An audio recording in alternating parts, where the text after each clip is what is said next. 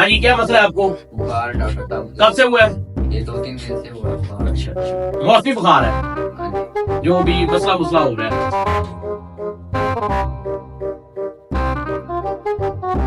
खांसी करो।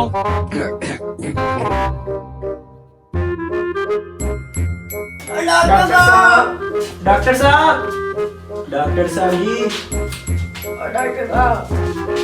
क्या मसला है? मेरे चेक करो डॉक्टर साहब। आपको नजर नहीं आ रहा? मरीज को चेक कर रहा हूँ। डॉक्टर साहब डेरा बताया चेक कर लो। ऐसा तो नहीं करोगी। अच्छा अच्छा, मैं आपको ये दवाई लिख देता हूँ, ठीक है? आप जाके जो है ना वो मेडिसिन ले लें, ठीक है? ठीक हो गया। ये नहीं शुक्रिया। वापस से आओ।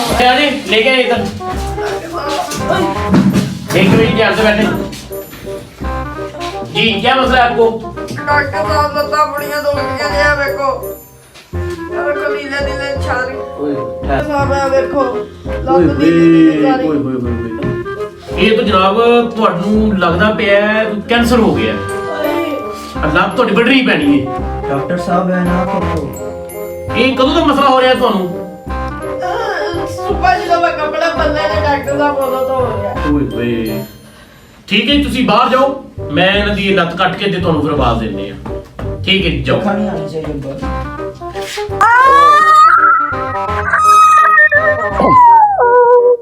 चले जी बाबा जी, थोड़ी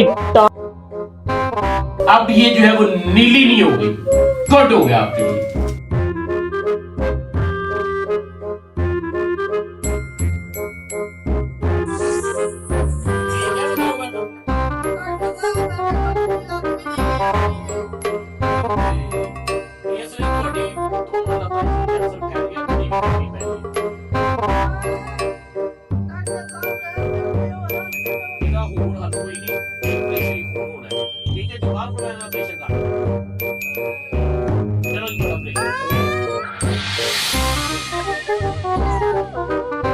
चले जी